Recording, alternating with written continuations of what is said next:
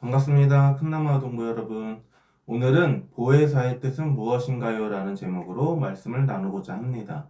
지난주 우리는 성령님이 어떤 분이신지를 배웠어요. 성령님은 하나님 아버지, 예수님과 동등하신 하나님이시며 지금도 우리와 함께 하시고 도우시는 분이시죠. 그리고 성령님은 단순한 에너지나 힘이 아닌 감정과 뜻을 가지신 인격적인 하나님이라는 것도 배웠어요.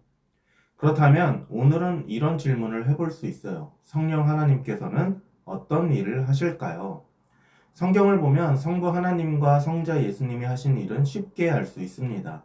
예를 들어 성부 하나님은 세상을 창조하시고 다스리시며 구원의 계획을 세우셨죠. 성자 예수님은 그 계획에 따라 이 땅에 오셔서 십자가에 달려 죽으시고 3일 만에 부활하심으로 우리를 구원해 주셨어요. 그런데 성령 하나님이 하시는 일은 조금 덜 알려져 있는 것 같아요. 성경 속에서 자주 드러나지 않기 때문이죠. 하지만 그렇다고 해서 성령님의 역할이 덜 중요한 것은 아니랍니다. 오히려 지금 우리의 삶 속에서 가장 가까이에 역사하시는 분이 바로 성령 하나님이세요. 그래서 오늘 말씀을 통해 성령 하나님께서 하시는 일이 무엇인지 잘 배우고 그분을 더욱 의지하며 살아가기를 축복합니다. 예수님은 십자가에 달리시기 전 제자들에게 한 가지 중요한 약속을 하셨어요. 바로 성령님을 보내주시겠다는 약속이었죠. 내가 아버지께 구하겠으니 그가 또 다른 보혜사를 너희에게 주사 영원토록 너희와 함께 있게 하리니. 여기서 보혜사란 바로 성령님을 가리키는 말입니다. 보혜사라는 말은 돕는 분, 위로자, 변호자라는 뜻을 가지고 있어요. 예수님은 제자들이 더 이상 혼자가 되지 않도록 성령님께서 영원히 함께 하시며 진리를 가르쳐 주시고 하나님의 뜻을 따라 살아가도록 도와주실 것이다 라고 약속하신 것이죠. 그렇다면 성령님은 실제로 우리의 삶에서 어떤 방식으로 도우실까요? 성령님의 도우심을 생생하게 경험한 바울과 실라의 이야기를 통해 함께 살펴보도록 하겠습니다.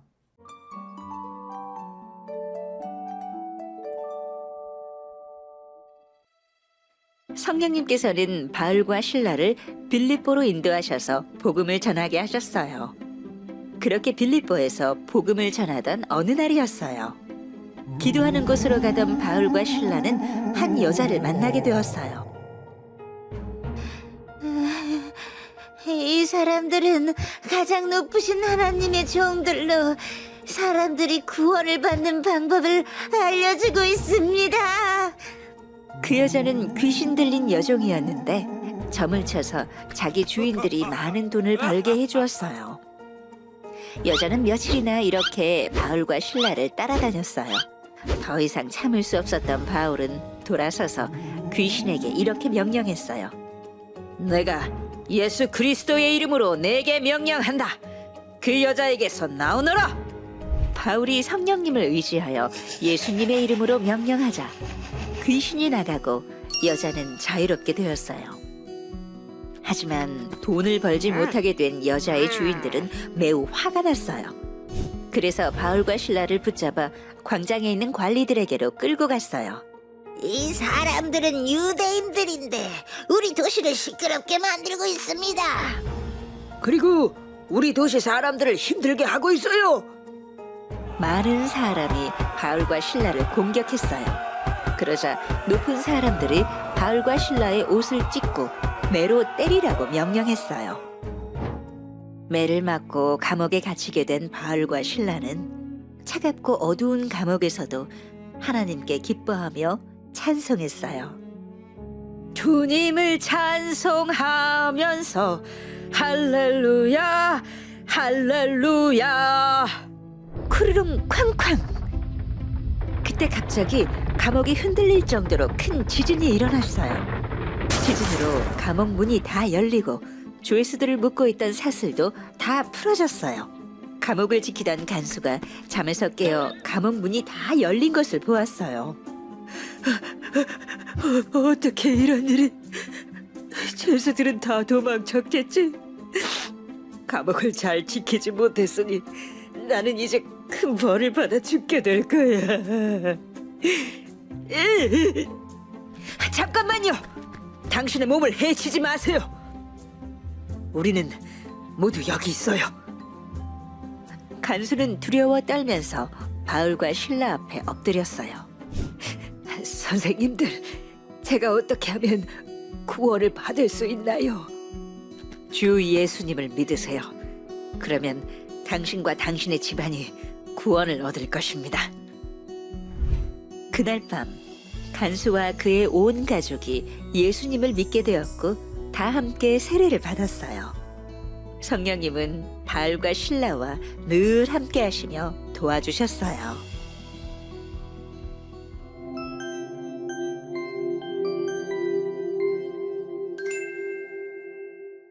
여러분, 영상 잘 보았나요? 바울과 실라가 빌립보라는 도시에서 복음을 전하고 있었을 때 귀신 들린 여종 한 명을 만나게 되었었죠. 바울과 실라는 이 여종에게서 귀신을 쫓아내어 그녀를 고쳐주었습니다. 바울과 신라가 여종에게 들려있던 귀신을 쫓아낼 수 있었던 것은 그들에게 특별한 힘이 있었기 때문이 아니라 예수님의 이름에 능력이 있기 때문이었어요. 그런데 이 일로 인해 바울과 신라가 어려움을 겪게 되었죠. 귀신 들렸던 여종이 점을 봐주었었는데 바울과 신라 때문에 더 이상 점을 볼 수 없게 되었던 것이죠. 그러니 이 여종의 주인들은 돈을 벌 수 없게 되었고 이것에 화가 나 소동을 일으킨 죄로 바울과 신라를 고발했어요. 그들은 바울과 신라가 도시를 혼란스럽게 만들고 로마법에 맞지 않는 이상한 풍습을 전한다고 거짓으로 고소했고 결국 두 사람은 매를 많이 맞은 후 감옥에 갇히게 되었습니다. 여러분이 바울과 신라라면 어떨까요? 좌절하며 또 하나님을 원망했을지도 몰라요. 그런데 놀랍게도 바울과 신라는 매를 맞은 상태에서 감옥에 갇혔을 때에도 그곳에서 하나님께 찬송하고 기도를 했습니다. 그러자 갑자기 큰 지진이 일어나 땅이 흔들리며 감옥 문이 다 열리고 말았었죠. 게다가 죄수들이 찬 족쇄까지도 다 풀려버렸습니다. 감옥을 지키던 간수는 죄수들이 모두 도망갔다고 생각하여 칼을 빼서 자살하려고 했어요. 왜냐하면 죄수들을 도망가게 놔둔 죄로 자신이 큰 벌을 받을 것이고 자기 가족들까지도 어려움을 겪을 수 있기 때문이었어요.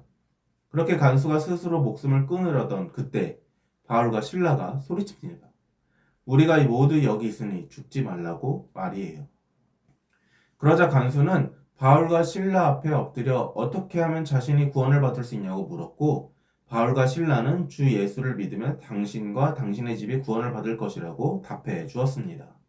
그 후 바울과 신라를 통해 복음을 듣는 간수와 그의 가족은 모두 예수님을 믿게 되었어요.